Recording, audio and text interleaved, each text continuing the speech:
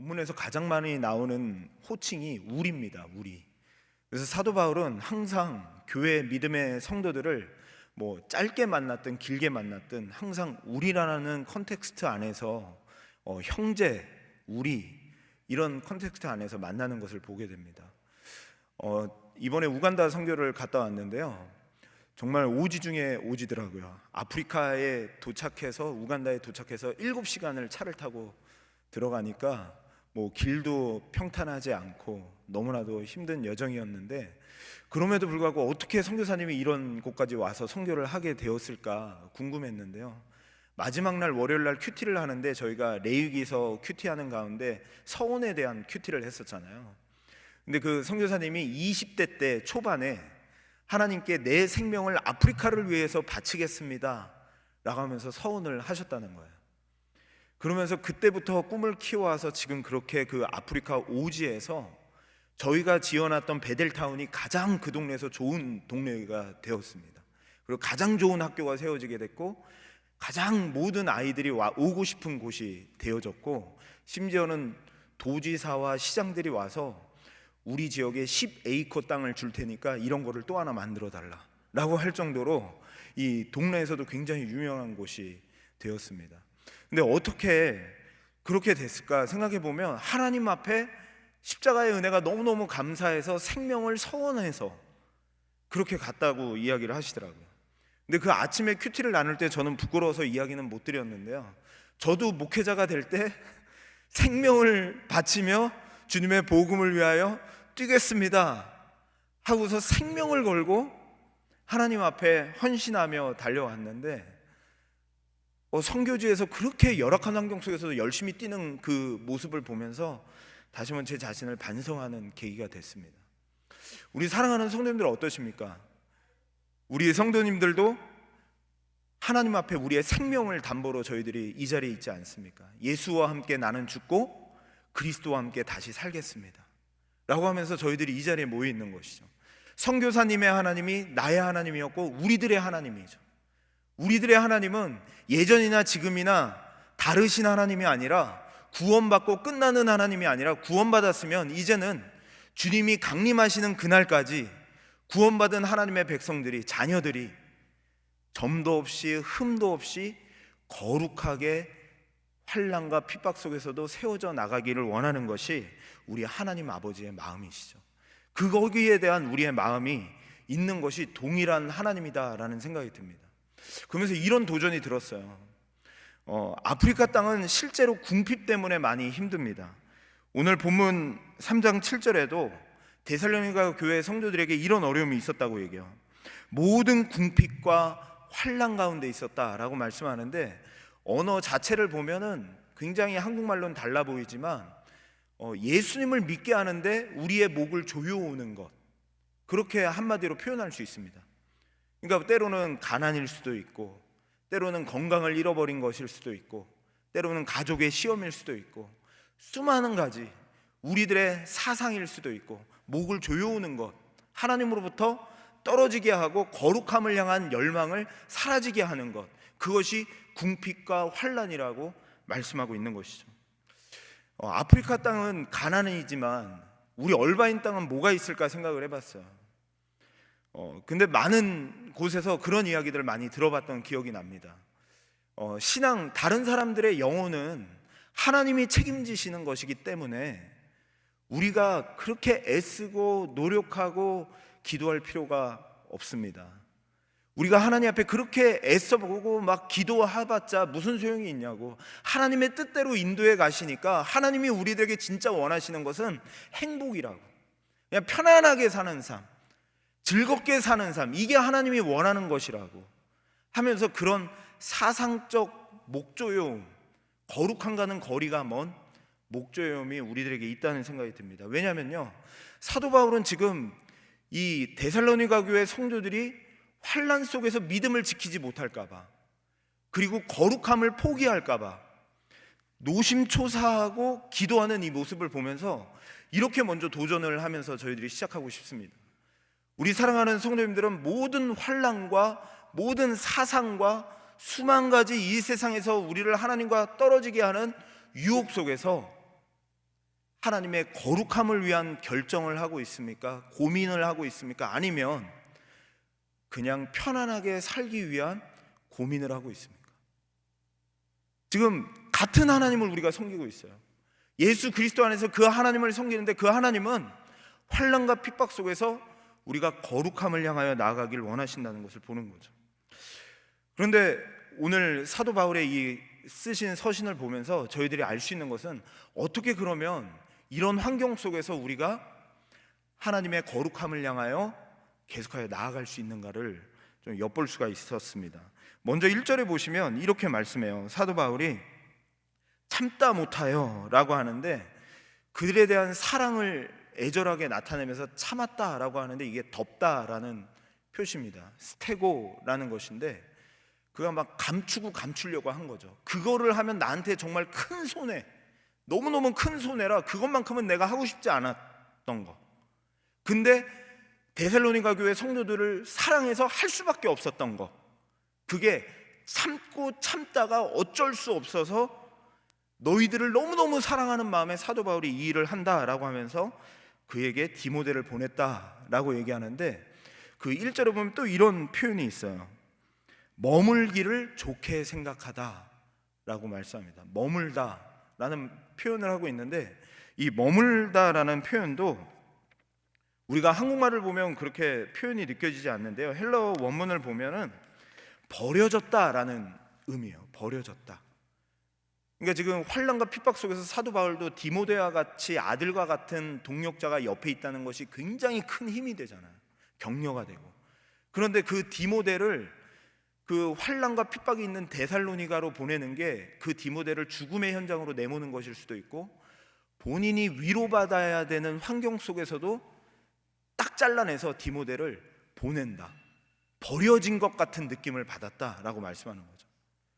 그러니까 사도 바울이 얼마나 데살로니가 교회 성도들을 사랑하냐면, 자신의 삶에 필수 불가결한 거, 절대로 없어서는 안 되는 거, 디모데만큼은 나랑 같이 있었으면 꼭 좋겠는데 그거를 딱 잘라서 데살로니가 교회를 위로하고 격려하는 게 더 중요하다고 생각해서 보내는 장면을 보여주는 것이죠.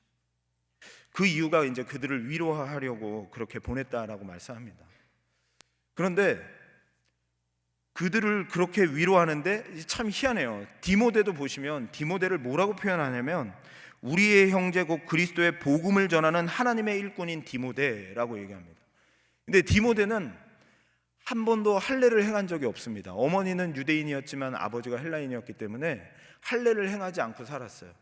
근데 사도행전에 보면 사도 바울이 너는 유대인들에게 복음을 전하기 위하여 할례를 받으라 라고 말합니다. 그러니까 할례를 행해야 복음이 복음되는 것은 아니죠. 복음하고 전혀 상관이 없죠. 그러나 하나님을 위해서라면 자신의 아이덴티티, 자신의 신분조차도 잘라내버리는, 정말로 생명을 바친, 생명을 들여진 그들이 결국은 복음의 위로가 필요한 자들을 향하여 자신의 삶을 탁 잘라서, 자기에게 꼭 필요한 것까지라도 잘라서 그들의 위로를 위해서 보내는 모습을 봅니다. 그리고 이제 또 이렇게 보시면은 나중에 이제 이 디모데가 다시 돌아와요. 돌아와서 뭐라고 보고를 하냐면, 바울 선생이요, 그들이 우리가 그들을 보고 싶어 하는 것처럼, 그들을 그렇게 사랑하는 것처럼 그들도 우리를 보고 싶어서 너무너무 사랑하고 우리가 전한 복음에 버티고 있습니다 라는 말을 듣자 사도 바울이 거기서 위로를 받았다라고 이야기를 합니다. 근데 이 위로라는 단어가 무슨 단어냐면요, 명사로 쓰일 때는 카운셀러라고 번역이 돼요. 그게 요한복음 14장에 보면 성령이란 단어와 동일한 단어예요. 눈에 보이지, 성령 하나님께서 눈에 보이지 않지만 환난과 핍박 속에 성도들이 어떻게 위로를 받고 어떻게 살아갔느냐, 우리라고 하는 컨텍스트, 내가 가지고 있는 것을 딱 잘라서 나에게 필수 부결한, 절대로 주고 싶지 않은 선택지, 참다 보낼 수밖에 없는, 그들을 너무너무 사랑해서 줄 수밖에 없는 그 디모데를 보낸 거. 그리고 디모데도 자신의 신분조차도 그리스도를 위하여 버리고 그들을 위하여 그곳에 간 거. 그리고 그들도 바울과 디모데와 실로아너를 보고 싶어하는 그 마음, 그런 그리스도 안에서 우리라고 하는 그것이 환난과 핍박, 이렇게 우리를 목조오는 이 시대 가운데 온전히 굳건하게 서게 하는 하나님의 방법이다라는 것을 우리에게 말씀해 주고 있는 것이죠. 성령 하나님의 위로를 경험할 수 있는 것이 우리가 서로의 필요를 채워주는 거야. 마치 나에게 꼭 필요한 건데 나의 것을 딱 잘라서 그 사람에게 주는 거예요. 나도 그게 없으면 안 되는데. 그리고 성도들은 사도 바울이 끊임없이 내가 가려고 했지만 가지 못했다라고 하는 말에 오해하지 않았어요. 고린도 교회는 오히려 오해를 했죠. 내가 너희들에게 가고 싶으나 가지 못했다라는 말에 오해를 하고 바울의 사도권을 의심하고 바울에 대해서 오해를 하기 시작했죠. 그런데 데살로니가 교회 성도들은 사도 바울을 오해하지 않았어요. 왜 지가 오지 디모데를 보내? 막 이러지 않았어요.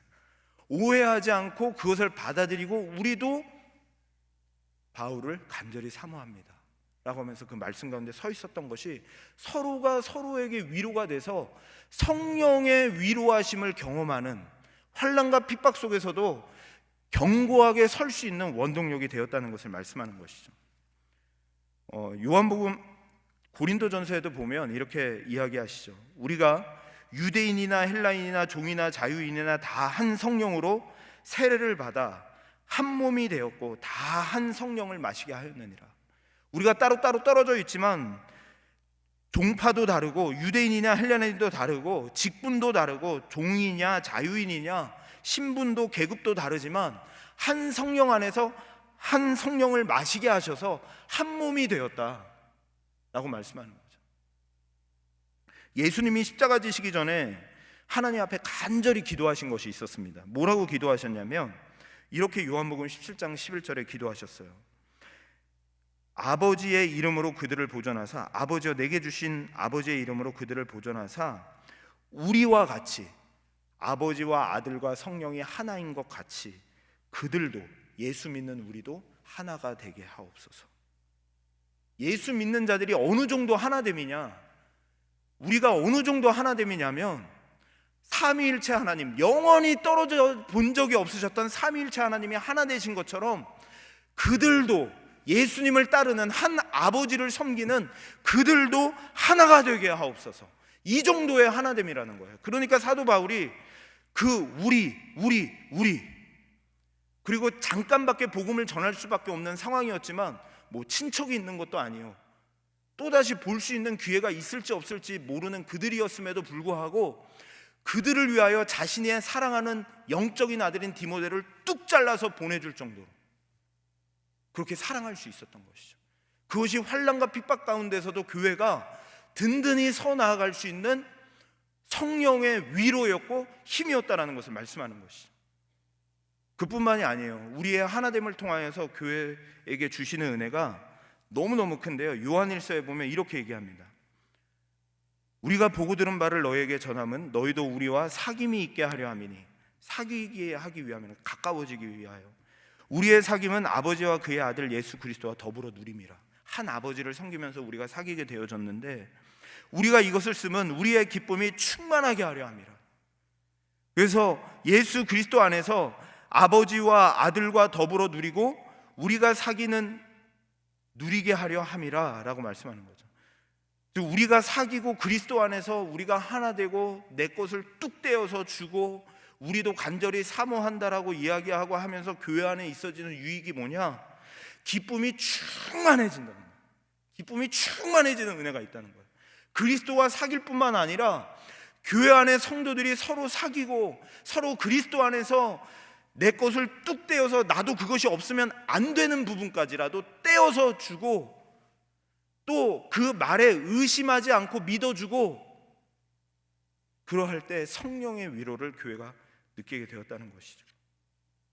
사랑하는 성도님들, 정말 이 시대는 하나님의 말씀대로 살지 못하게 우리의 목을 조여옵니다. 정말 편안하게 사는 거, 하나님이 원하시는 거 행복하게 사는 거니까 고난받을 필요 없다고 얘기하는 게 당연지사가 되고 있어요.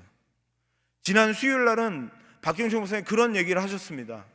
교회 오는 목적이 가정을 위해서 교회를 온대요. 교회의 신앙이 먼저여야 가정이 회복되는 거지 교회는 가정을 위해서 있는 교회가 아닙니다. 신앙이 회복되고 하나님과의 관계가 회복돼야 가정도 회복되고 하나님과의 관계가 회복돼야 이 사회가 바르게 되어지는 것이지 자꾸만 가정이 우상이 되고 내 삶이 우상이 되고 자꾸만 다른 것을 바라보니까 모든 것이 다 엉망진창이 되는 거예요. 그런데 하나님을 온전히 섬기고 교회 안에서 우리가 하나 되어질 때 우리가 서로 정말로 그 안에서 예수 그리스도가 우리의 모든 것이라고 고백하면서 하나 되어질 때 그런 위로가 있다는 것이죠. 절대로 의심하지 않았으면 좋겠어요. 서로 맞지 않은 분들이 있죠. 그리고 의견이 틀릴 수 있죠. 그래서 잠깐 기분 나쁠 수 있죠. 그것 때문에 또 오해하고 또 곡해하지 않았으면 좋겠습니다. 우리는 다 연약한 사람입니다. 다 연약한 죄인입니다. 예수 그리스도 안에서 한 아버지, 그분의 십자가의 은혜로 영원히 죽을 수밖에 없는 죄인들이 구원받아 이 자리에 모인 자들이 바로 우리들입니다. 그런데 우리들이 어느 정도로 하나 되고 어느 정도로 우리가 가까워져야 되냐면, 조금 싸우셨으면 다시 화해하십시오. 또 조금 틀어졌으면 오해를 푸십시오. 우리는 그렇게 해야 위로받고 성령의 위로 속에 갈 수 있는 자들이라는 것이죠. 예수님께서 그토록 기도하셨던 거, 십자가 지시러 가시면서 기도하셨던 거, 아버지와 내가 하나인 것처럼 그들도 하나 되게 하옵소서. 우리는 그 정도의 하나됨입니다. 저 사람이 어떤 사람인지 평가하기보다 사랑하려고 하십시오. 그리고 그 사람에게 내 것을 뚝 떼어서 주시려고 하십시오. 목회자들이 강단에서 얘기하거나 무슨 얘기를 할 때 오해하지 마십시오. 사도 바울이 가지 못해서 미안하다, 참다 디모데를 보낸다 할 때 지가 오지 왜 디모데를 보내냐 하며 오해하지 않았어요. 오해하지 마십시오. 정말 기쁨으로 충만해서 말씀을 그대로 받고 하나님의 말씀 속에 은혜 가운데 충만하여 이 시대에 정말로 하나님의 거룩함을 향하여 흠도 없이 살아가기를 포기해버리는 이 시대 속에서 진짜 하나님의 말씀 붙들고 살아가는 위로와 격려가 있는 교회가 되기를 소망합니다. 제가 이번에 우간다 가서 느꼈던 것도 그거였어요. 우리 사랑하는 성도님들이 정말 삶의 어떤 부분들을 딱 떼어서 집을 한 채 짓는데 한 1,000불 정도 된다고 그러더라고요. 그래서 이거를 딱 떼어서 드렸는데 그 베델타운에 20채가 지어졌어요. 오롯이 우리 교회 무명의 성도님들의 헌금으로 지어진 겁니다. 뿐만 아니라 그 지역의 장애인들을 위해서 117채가 더 지어졌어요. 저도 누가 냈는지 모르겠어요. 우리 교회 성도님들이 내신 거예요. 그런데요, 그 장애인들 그 베델타운에 가서 그 베델타운 예배를 준비하는데 애들이 얼마나 밝은지요. 왜 이렇게 밝은지 제가 물어봤어요. 선교사님, 아니 여기서 장애인 애들이면 굉장히 비참한 삶을 살 텐데 어떻게 이렇게 애들이 밝아요? 그랬더니 애들이 처음에는 다 어두웠대요. 그런데 베델타운에 와서 애들이 하나님의 살아계심을, 거기는 가난하니까 보여줘야 믿는다는 거예요. 하나님이 너네를 사랑하신다는 걸 보여주는데 그게 베델타운이었던 거예요. 우리 사랑하는 성도님들이 툭 떼어서 그 아프리카 땅에 한 번도 보지 못했던 그들에게 그것을 떼어서 딱 주었는데, 애들은 다 기독교인이죠. 기독교인임에도 불구하고 어둡게 살아가는데 그걸로 애들이 밝아지는 거예요. 막 밝아지고 기뻐하고 찬양을 하는데요, 저는 정말로 그런 찬양을 오랜만에 불러봤던 것 같아요. 애들이 막 신나게 춤을 추면서 장구를 치면서 그 장애인 애들이 거기서 그 아프리카 땅에서 그 지역 사람들에게 인정도 못 받고 매번 흙을 손으로 기어다니는 그 아이들이 그렇게 하나님을 찬양하고 기뻐하는데요, 이게 교회에서 툭 떼어서 보낸 그것이 그들에게는 정말로 성령의 위로가 되었구나, 이런 것들이 느껴지더라고요. 사랑하는 성도님들, 우리의 위로는 하나님이 눈에 보이시지 않지만 우리가 툭 떼어서 드리는 것, 그리고 오해하지 않고 서로 간에 사랑할 수 있는 것, 그것이 교회가 든든히 서가는 위로였다는 것을 보게 됩니다. 그리고 두 번째 제가 힌트를 보는데요, 그것은 10절에 보면 9절에 보면 이렇게 말씀합니다. 사도 바울이 기쁨으로 기뻐하는데 능히 어떠한 감사로 하나님께 보답할까라고 이야기를 해요. 그들에게 위로를 받는데 감사는 하나님께 하고 있어요. 결국은 그들에게 우리가 뚝 떼어낼 수 있었던 것도, 그리고 그것을 통해 그들이 위로받을 수 있었던 것도 우리가 잘해서가 아니라 하나님이 하셨다는 걸 사도 바울이 알고 있었던 거죠. 우리가 어떤 행동을 한다고 해서 그것이 뭐가 위로가 되겠어요? 그런데 우리의 그러한 하나됨을 통하여서 위로를 주시는 분은 하나님이시고 그의 마음을 만지시는 분은 하나님이시다라는 걸 알았기 때문에 우리가 할 일은 뚝 떼어 주는 것이었고, 그때 하나님께 사도 바울이 감사하면서 이렇게 하나님께 간구하며 기도합니다. 주야로 심히 간구함은 너희 얼굴을 보고 너희 믿음이 부족한 것을 보충하게 하려 함이라. 믿음이 부족하대요. 그들이 참 환난 속에 든든하게 서기 위해서는 이 믿음을 채워줘야겠다라는 생각을 한 거예요. 믿음이 부족하다는 게 뭘까? 채워준다는 게 뭘까? 그 단어를 보니까 마태복음 4장에 보면 이렇게 그물을, 제자들이 그물을 내리는 그 그물이라는 단어가 완전히 동의어더라고요. 그래서 그것을 보니까 그물이 어떻습니까? 촘촘하면, 그물이 이렇게 넓으면, 홈이 넓으면 물고기들이 다 빠져나가요. 근데 그물이 촘촘하면 이 그물에 다 걸리는 거죠. 우리의 믿음이라는 것이 이 그물에 촘촘하게 그물이 채워져 있으면 이 믿음이 환난 속에서 빠져나가지가 않아요. 빠져나갈 구멍이 없는 거예요. 그런데 그렇지 않을 때 이게 빠져나가는 거죠. 근데 그 그물을 촘촘하게 하는 것이 뭐냐? 거기에 대해서 칼빈이 이렇게 표현하더라고요. 그 그물을 촘촘하게 하는 것은 말씀을 가르치는 것이다. 말씀을 공부하는 자리로 인도하는 것이다 라고 이렇게 그의 주석에 설명하고 있더라고요. 우리가 믿음의 연약함 속에서 우리가 든든하게 서가는 것은 결국은 말씀인 것 같아요. 우리가 한 아버지 하나님의 말씀을 날마다 알고 그 말씀을 들어야 되는 것이죠. 그래서 디모데후서 3장 16절에는 모든 성경은 하나님의 감동으로 된 것으로 교훈과 책망과 바르게 함과 의로 교육하기에 유익하니 이는 하나님의 사람으로 온전하게 하며 모든 선한 일을 행할 능력을 갖추게 하려 함이라. 하나님의 말씀 자체에 능력이 있다는 거예요. 그래서 히브리서에서도 하나님의 말씀은 살아있고 활력이 있어 자위의 어떤 날성검보다 예리하여 홍과 영감이 관절과 골수를 찔러 쪼개기까지 하며, 하나님 말씀의 자체의 능력이 있고 하나님의 말씀에 힘이 있기 때문에 우리가 뭘 많이 한다고 해서 그 사람이 바뀌는 게 아니고요, 오직 복음의 능력으로 그 사람이 바뀔 수 있고요, 그 사람이 위로를 받을 수 있기 때문에 우리가 할 수 있는 것은 그분들을 하나님의 말씀 앞에 세우는 것, 그리고 나도 하나님의 말씀으로 촘촘히 서는 것, 그거밖에 없다는 것이죠. 그래서 주일 말씀을 생명과 같이 여기고 이 혼동스러운 이 시대 속에서 내가 설 수 있는 것은 주일 말씀밖에 없다고 생각하고 하나님의 말씀을 간절히 사모하셔야 됩니다. 그리고 지금은 방학이지만 이제 가을 학기가 되면 다시 성경 공부에 가르치든지 아니면 배우든지 자꾸만 말씀을 다시 채우셔야 돼요. 저도 언제부터인가 하나님과의 관계가 소원해지다고 느껴져서 지금 성경을 다시 처음부터 한글로도 읽고 영어로도 막 읽고 있어요. 근데 읽을 때 너무너무 하나님이 다시 풍성하게 채워주시는 것을 느끼게 되더라고요. 정말 하나님의 말씀이 그냥 살아있어요. 살아있어요. 읽기만 하면 그냥 하나님의 은혜를 막 부어주시더라고요. 그리고 세 번째로는 마지막으로 그들이, 사도 바울이 이렇게 기도해야죠. 11절부터 13절까지 보시면 이렇게 기도합니다. 그의 기도 속에 제가 특이한 것을 보는데요, 우리 아버지와 우리 주 예수, 우리 길을 다 우리 12절에도 보면 이렇게 기도합니다. 주께서 우리가 이렇게 얘기하고요, 13절에도 너희 마음을 굳건하게 하시고 우리 주 예수께서 그의 모든 성도들과 함께 강림하실 때에 하나님 우리 아버지 앞에서 하면서 계속하여 우리와 하나님과 예수님에 대해서 말씀하고 있어요. 그의 기도의 특이한 점을 보면은요, 그가 하나님과 예수님을 동등하게 좀 놓고 있다는 것이 조금 독특합니다. 저희들이 보통 기도할 때 하나님께 기도합니다, 하나님이 기도의 대상이다 라고 얘기를 하잖아요. 근데 하나님이 기도의 대상인데 하나님과 예수님을 동등되게 놓고 있는 거죠.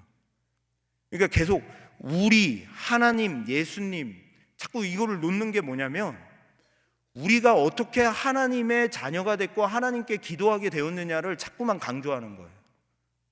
우리가 어떻게 우리가 되었느냐를 강조하는 거예요. 우리가 하나님의 전적인 은혜와 사랑으로, 십자가의 그 은혜로 우리가 되었고 하나님을 아버지라 부를 수 있게 되었고 그 하나님 앞에 기도할 수 있게 되었다는 것을 강조하면서 기도를 하고 있는 것이죠.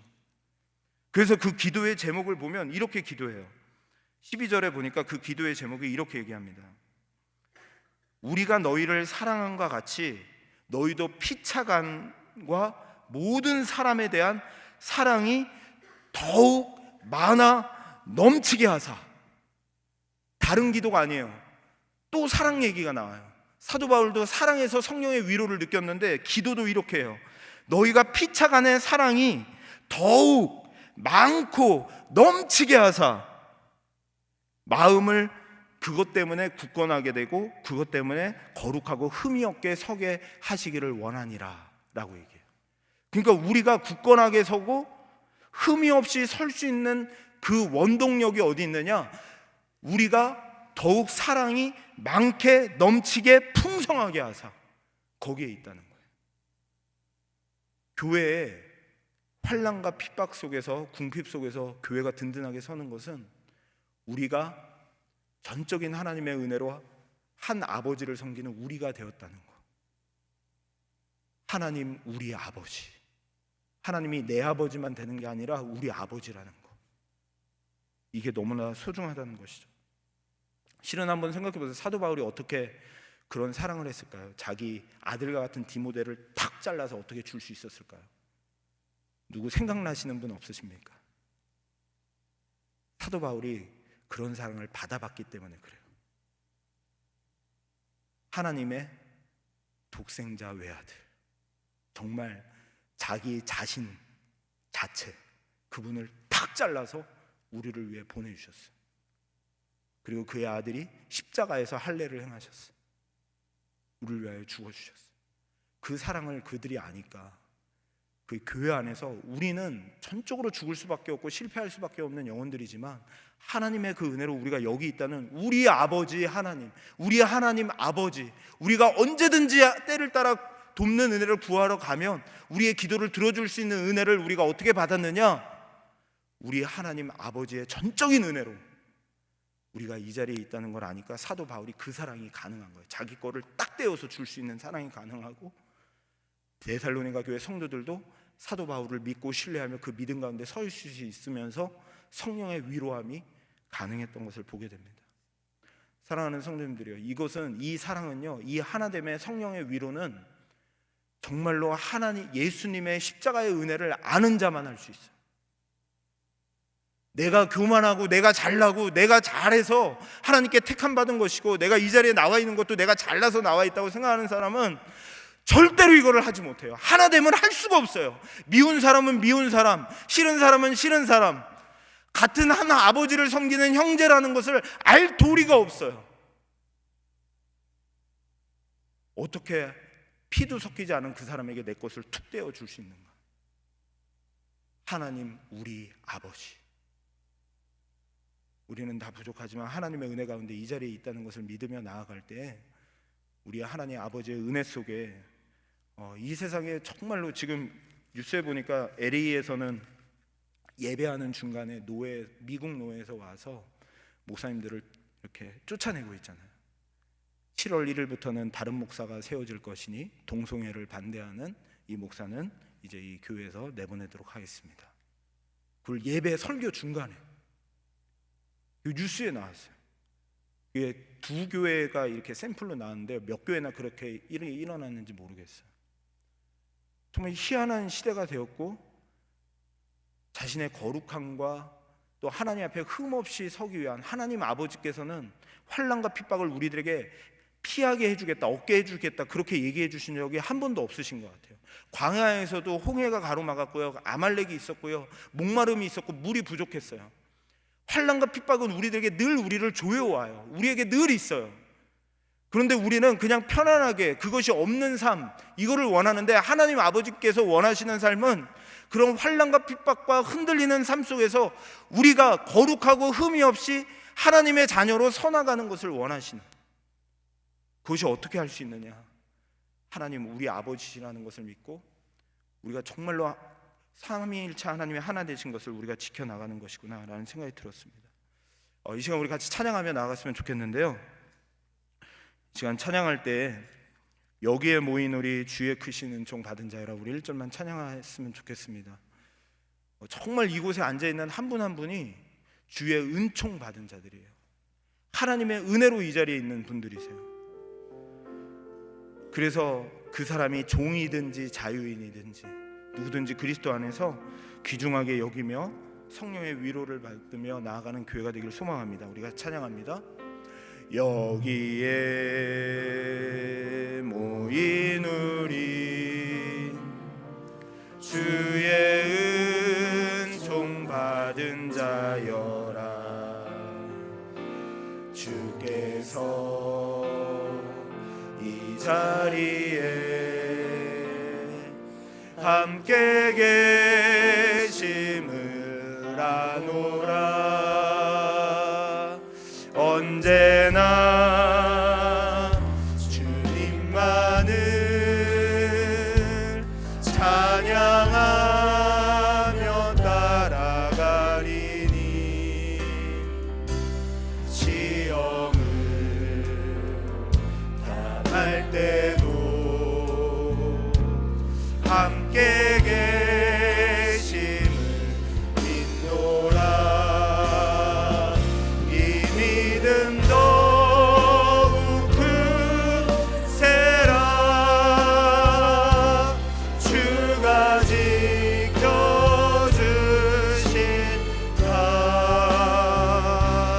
어두운 밤에도 주의 밝은 길 인도하여 주신다. 같이 기도하겠습니다. 이 시간 기도할 때 우리가 이 자리에 있는 이유는 바울과 같이 참다 못하여 절대로 나에게 이거는 큰 손해이기 때문에 할 수 없었던 디모데와 같은 아들 예수 그리스도를 우리를 위해 보내주셨기 때문입니다.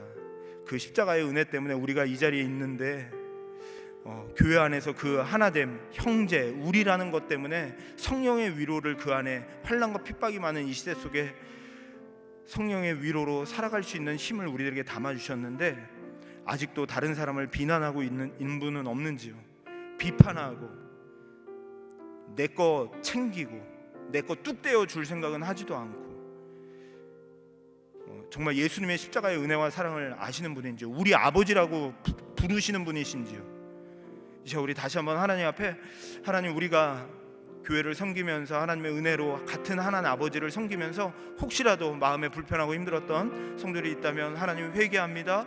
그리고 하나님, 우리가 서로 다른 것을 인정하며 믿음 가운데 서로 위로받으며 정말로 그리스도의 강림하시는 날까지 흠도 없이 서나가는 저희들이 될 수 있도록, 우리 교회가 될 수 있도록 인도해 달라고 우리 같이 한번 기도했으면 좋겠습니다. 기도하시겠습니다. 하나님 아버지, 이 시간 주님 앞에 나아갑니다. 하나님 아버지, 하나님, 환난과 핍박이 많았던 데살로니가 교회 성도들에게